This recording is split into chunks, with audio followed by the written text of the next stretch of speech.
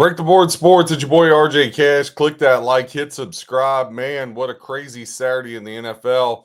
Buffalo Bills got home for us. The teaser with the Seahawks got home, but we were down units yesterday with San Francisco plus 17 and a half there in the 10-pointer. Thought for sure had them in two big ones.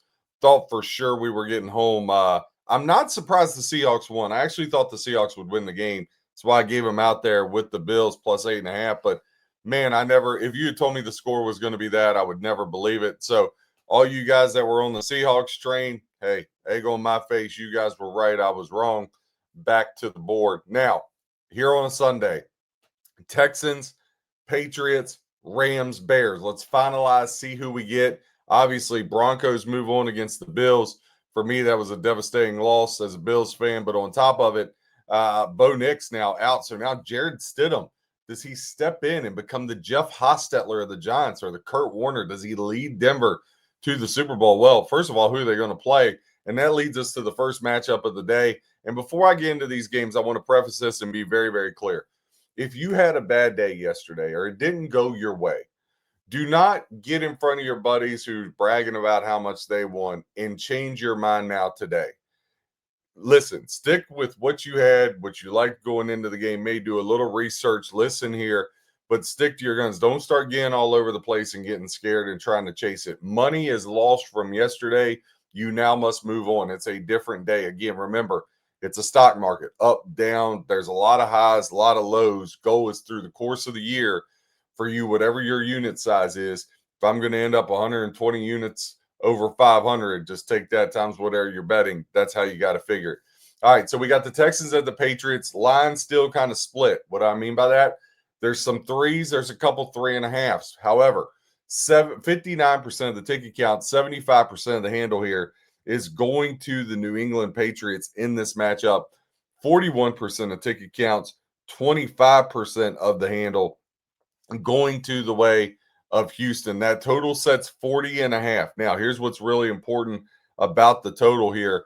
34% of tickets and bets is going to the Texans. 66% of tickets and bets going to the New England Patriots here in this one.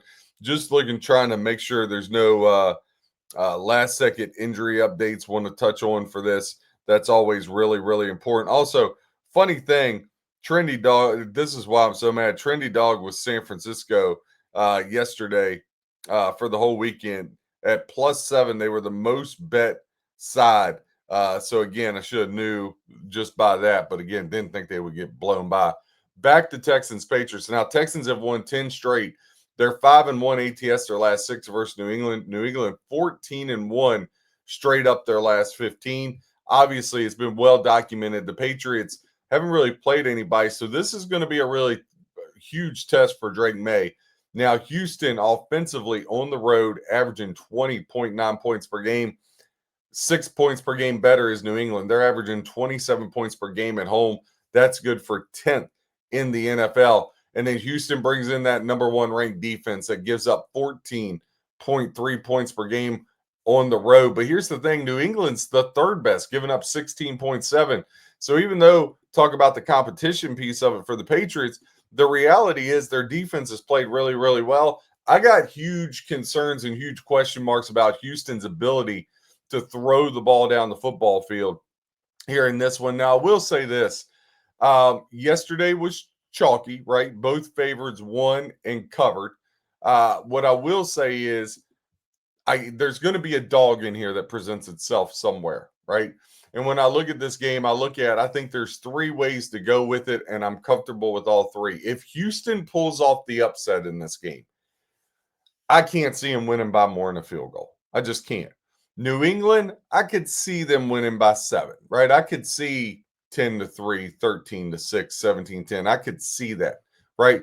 So I think there's a couple different ways, and I hate the middle, but these playoff games are just so tight. They're just so tight. But I like Houston here in the 7-point teaser, getting them up to +10.5. I like Houston +10.5 with Indiana Monday night at -1.5. And I also think there's room here for the New England Patriots. I think Patriots, Rams, look, I think both favorites move on. here. I think money line and Patriots Rams. Ultimately, I put a double unit on the Texans plus 3.5. I like Houston here to keep it close. I think the Patriots eke this game out, but I think it's literally on the button. I think it's a 3-point game. So you people that got 3, you're going to push out. People that got New England money line, you're going to win. Houston plus 3.5. I think this defense keeps them in it here. And I think Drake May is able to do just enough to get himself into the AFC Championship game there in Denver. But I think Houston keeps it close. So I got Houston plus 3.5 double unit, and I like the teaser. Houston with Indiana. I like the moneyline parlay New England with the Rams. Again, all the official plays. BreakTheBoardSports.com. Put in promo code NFL50 all caps. My favorite game of the whole weekend outside of Bills Broncos, and Bills Broncos didn't end the way I liked, but this one I feel like it is. Rams at the Bears. Now listen, I like the Rams here to win this game. I'm not crazy about laying 3.5. I'm not crazy about laying $2. But I did the Rams in 2 different ways here. I did the Rams and Indiana moneyline parlay minus 110, 5-unit play. And then I did a 7-point teaser, Rams plus 3.5 with the Miami Hurricanes plus 15.5, middle of that national championship game. I did that for a double unit. I like the Rams in this one. Listen, Stafford didn't play well. I know they scored 31 points. I know they marched themselves down the field that last drive, and that's all that anybody was talking about. But Matthew Stafford missed a ton of throws, overthrowing people and whatnot. It was just a disaster. Now, I'm so over hearing about the cold. Do I think it's a factor? Yes. Do I think it's a huge factor? No. This Bears defense has been very opportunistic. Listen, they haven't been this great defense. If you dig into the Bears from a statistical standpoint, now look, they're 12-4 straight up their last 16. They've been great covering. But if you look at the Bears defensively, they're giving up 18.67 points per game, right? So not bad. But when I look at it, you got a Rams team averaging 32.1. It's the number 1 scoring offense in the NFL. And when I look at the Bears, I'm just like, listen, all these turnovers, they're getting over a turnover a game on average. I don't think they're going to get a bunch of turnovers here. I think the Rams with Kyron Williams, they're going to be able to run the ball. And the biggest thing is the Bears aren't going to have an answer for Puka Nacua and Devontae Adams. Like, as long as those 2 guys stay healthy out there on the field, I think the Bears are going to have all kinds of problems. Now, listen, the Bears, they're averaging 26.2 points per game. Rams giving up 23.2. The Rams defense is going to have to get better, especially against the rush. Rams giving up 123 yards per game on the ground.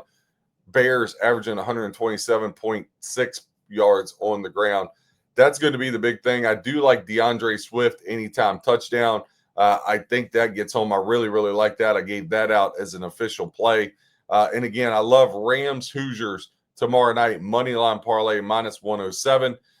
So that, along with the Texans plus 3.5, those to me are the best 2 bets on the board today. RJ Cash, Break the Board Sports, giving you stats, trends, information to help you with your handicap. Whether you fade or follow, hope you win your bets. God bless and happy handicapping.